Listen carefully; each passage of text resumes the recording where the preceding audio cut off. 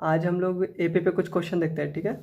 तो एक बेसिक सा क्वेश्चन है, सीधे फॉर्मूला पर क्वेश्चन है। AP 2 7 12 बढ़ता जा रहा है, कह रहा है कौन 10th पद 10वां पद क्या होगा, ठीक है। तो 10वां पद क्या होगा ये पूछा है, तो पहले जो हमें पता है वो कर लेंगे कि AP पहले लिखा हुआ है। AP क्या है 2 7 12 सो ऑन बढ़ता जा रहा है। जैसे ए जो फर्स्ट नंबर है वो 2 है। n हमें कौन सा टर्म निकालना है 10 लिख दिए। डी कितना है, डी होता है दोनों को घटाने पर, तो 7 में से 2 गया 5, डी हमारा हो गया 5। और हमें निकालना है क्या टी 10वां टर्म, ठीक है। तो टी एन बराबर फॉर्मूला क्या होता है a plus n minus 1 multiplied by D. T 10 निकालना है हमें, a का वैल्यू 2, n का वैल्यू 10 माइनस 1 और d का वैल्यू 5। तो टी 10 बराबर कितना हो गया 2 प्लस 9 और इंटू 5, 10 में से बन गया 9 और ये 5। तो T10 is equal to 2 plus 45 47। तो 10th टर्म 10वां पद क्या आ गया 47 आ गया हमारा। एक और क्वेश्चन देते हैं, उसमें क्या था कि कौन सा टर्म कौन सा नंबर होगा वो पता करना था। इसमें कह रहा है कि -81 इस एक AP का क्या है एक कोई टर्म है, लेकिन कितने नंबर पे आ रहा है ये पता करना है, ठीक है। तो पहले AP दिया हुआ है, AP कितना दिया हुआ है AP 21 18 15, ये घटता जा रहा है। तो कहीं ना कहीं तो 81 होगा ना -81। तो यही कहा जा रहा है कि -81 किस टर्म पे आया है, कितने नंबर पे ये -81 आ रहा है, ठीक है। तो ये निकालते हैं हम लोग। तो पहले जो पता है वो करेंगे। A बराबर 21, D बराबर कितना second term minus first term बराबर -3, D बराबर -3 आ गया। n हमें नहीं पता है, लेकिन Tn पता है, अंतिम पद जो n लास्ट टर्म है वो कितना है -81 और n हमें निकालना है, ठीक है। तो फॉर्मूला लगाएंगे Tn बराबर a plus n minus 1 into D. तो Tn हमें बताया -91 इज इक्वल टू, सॉरी यहाँ पे गलत कर दिया, यहाँ पर होना चाहिए, ठीक है। तो a का वैल्यू 21 प्लस n माइनस 1 हमें नहीं पता, d का वैल्यू -3। अब यहाँ देखो प्लस में ये एक नंबर, उससे प्लस में ये, तो इधर आएगा तो माइनस में हो जाएगा। तो -81 -21 बराबर n माइनस 1 इंटू -3। तो माइनस हो गया तो प्लस हो जाएगा ये दोनों, तो कितना हो गया 102 हो गया माइनस में। n माइनस 1 मल्टीप्लाइड बाई -3 और ये डिवाइड में आ जाएगा था -102 डिवाइड बाई -1 बाई -3 खत्म। और ये काट देंगे तो कितना बड़ा कट जाएगा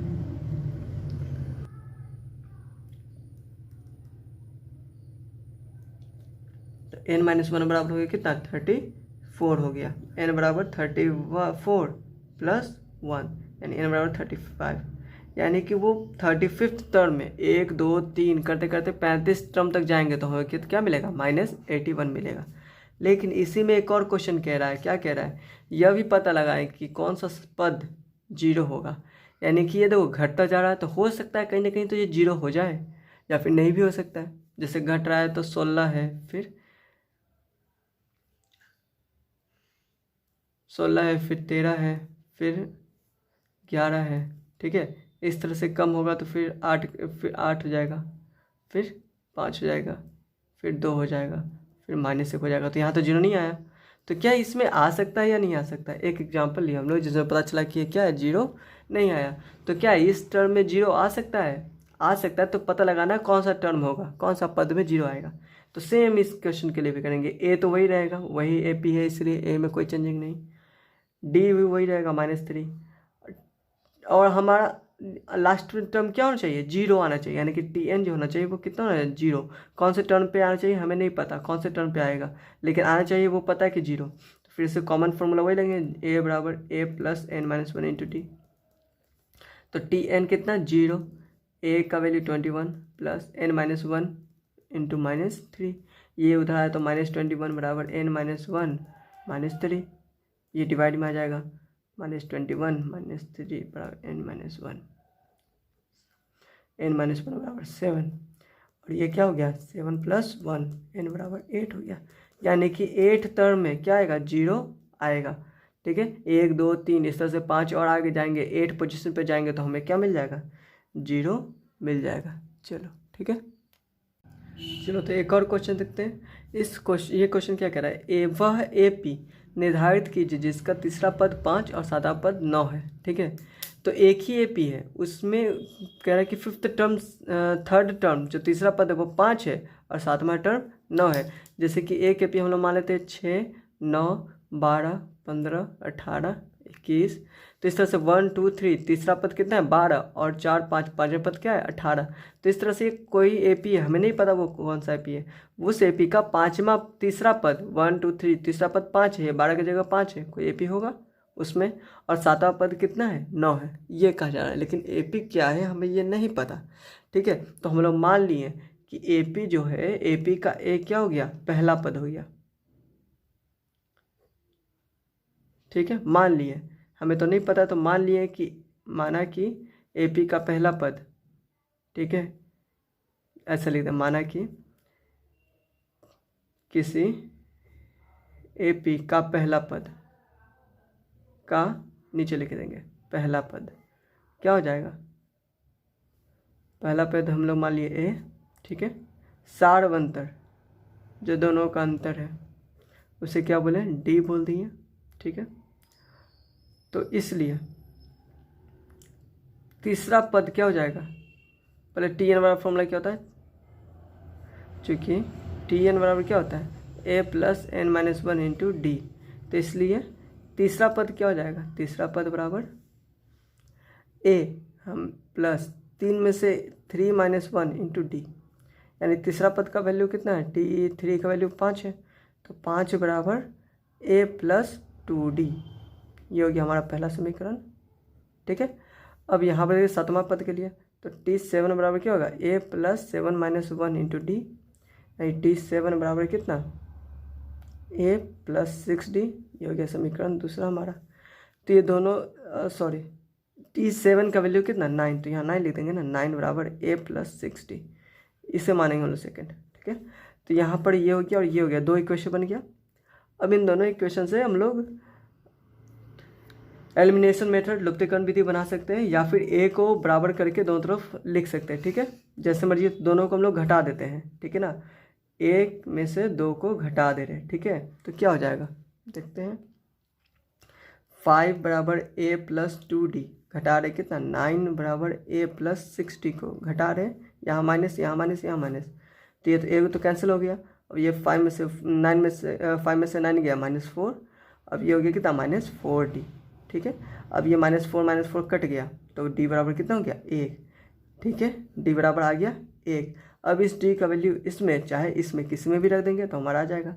ठीक है, तो समीकरण 1 में इक्वेशन 1 में रखते हैं। समीकरण 1 से क्या था, 5 बराबर a प्लस 2d, तो 5 बराबर a प्लस 2 इंटू 1,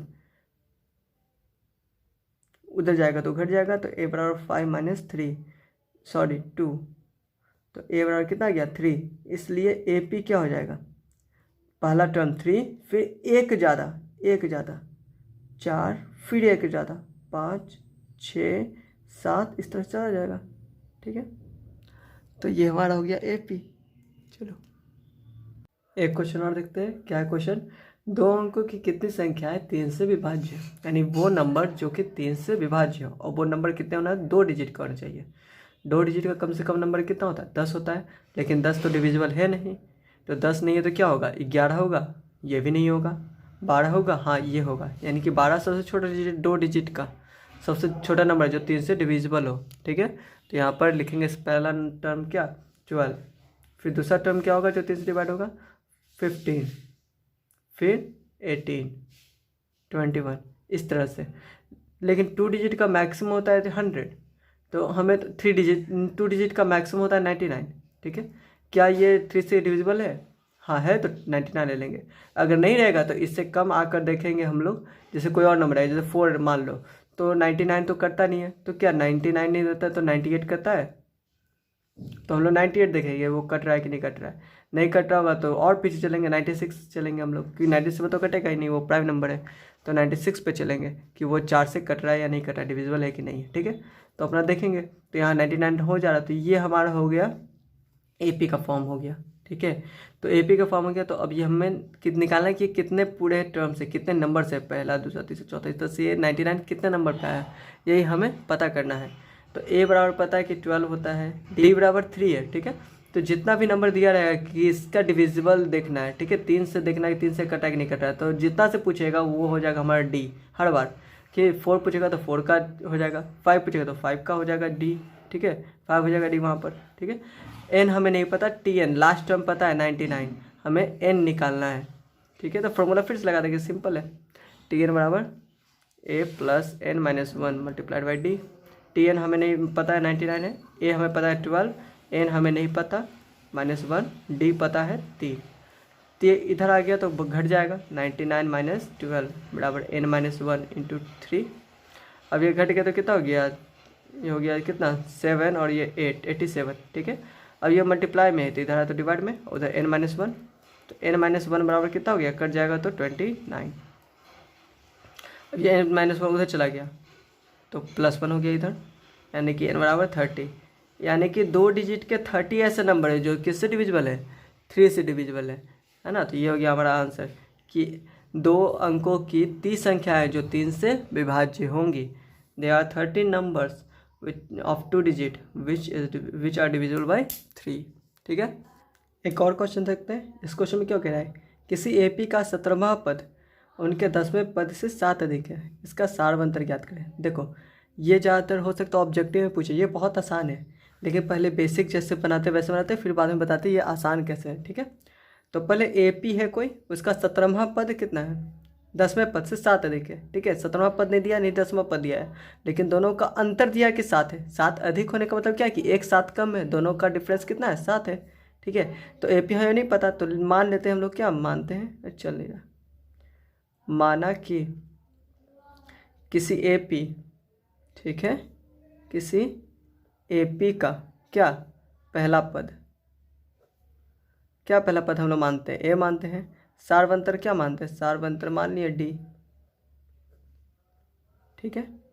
अब हमें क्या चाहिए, T17 और प्रश्न से अकॉर्डिंग टू क्वेश्चन क्या कह रहा है, T17 पद क्या है, 10 से 7 अधिक है, यानी कि इसमें अगर T10 घटाएंगे तो घटाने पर कितना आएगा, 7 आएगा, क्योंकि बड़ा है 17वां पद, T17 बड़ा है, T10 वाला छोटा है, और कितना छोटा है, 7, तो बराबर में 7, ठीक है।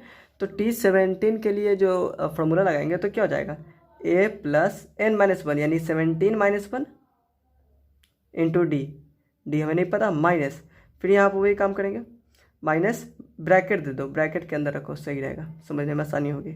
a प्लस 10 माइनस 1, n तो 10 है तो 10 minus 1 into D bracket close बराबर 7। अब ब्रैकेट हटाते हैं तो ये तो a प्लस 17 में से एक गया, 16d हो गया, ये minus bracket a plus 9d हो गया ब्रैकेट क्लोज। अब a प्लस 16d ब्रैकेट हटाएंगे तो माइनस a और ये भी माइनस 9d बराबर 7 सॉरी a कैंसिल, तो 16d माइनस 9d बराबर 7, तो घटा तो कितना हो गया, 7d हो गया बराबर कितना 7, तो d बराबर कितना गया 7 डिवाइडेड बाई 7, तो कट के हो गया 1, d बराबर 1।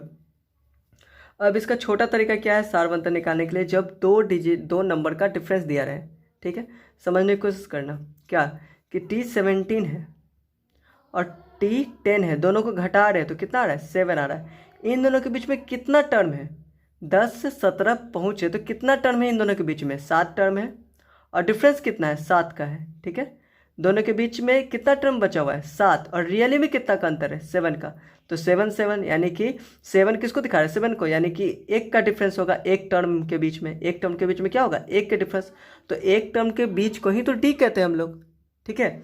अगर ऐसा एग्जाम्पल है, ठीक है, T17 और T10 के बीच में मान लो कि 14 का डिफरेंस है, कितने का डिफरेंस है, 14 का डिफरेंस है, तो रियली में इन दोनों के बीच में है कितने का डिफरेंस, 7, ठीक है। लेकिन इन दोनों के बाद बीच में टर्म कितने का डिफरेंस, 7 टर्म का डिफरेंस कितना है, 14, ठीक है, क्योंकि हर एक टर्म में तो सेम होता है डिफरेंस, तो 1 टर्म का हम देखेंगे कि एक टर्म है उसका कितना डिफरेंस है, तो 14 डिवाइडेड बाई 7, तो 2, यानी हर एक टर्म के बीच में कितना डिफरेंस होगा, हर 2 टर्म के बीच में 7 होगा, ठीक है। ये 7 बीच में इंटरवल में था, यहाँ पर फर्स्ट निकाली थी, यानी कि क्या दिखा रहा है, पहला 2 टर्म के बीच का डिफरेंस, ठीक है, तो ये हमारा 2 हो गया, तो यही डी कहलाता है, ठीक है। तो जब ऑब्जेक्टिव में रहेगा तो इस तरह से हम लोग बना सकते हैं, ठीक है। एक और क्वेश्चन देते हैं। क्या है क्वेश्चन? एक एपी है 3, 15, 27, 39। ठीक है, कह रहा है कि उसका कौन सा पद, यानी कि इसमें से कौन सा टर्म वो होगा जो क्या होगा कि 54वां पद जितना भी हो, यानी कि 54 से आगे ही होगा जो ये पद होगा, कि 54 पद से बोल रहा है कि ज़्यादा है, तो ये तो कन्फर्म हो गया ना कि ये जो होगा 54 के आगे होगा। लेकिन 54 से बड़ा है, लेकिन कितना बड़ा है? 132। 54वां पद जो है उससे कितना ज़्यादा है? 132 ज़्यादा है। ठीक है, ये हमें निकालना है। तो पहले 54वां पद पता चलेगा तो ना 132 उसमें बढ़ा कर देखेंगे, फिर निकालेंगे वो कौन सा पद है। ठीक है, तो हमें पहले चाहिए कि 54वां पद है क्या।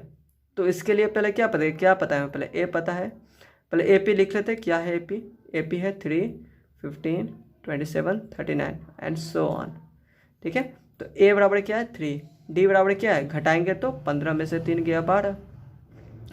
एन हमें एन दिया हुआ है कितना? 54, क्योंकि हमें 54वां पद निकालना है पहले, तब ना 132 में बढ़ा कर देखें कौन सा आ रहा है नंबर। ठीक है, तो T54 निकालेंगे। पहले तो फार्मूला लिख लेंगे। एक बार फार्मूला लिखना है, ज़रूरी है, क्योंकि लिखोगे तभी याद होगा।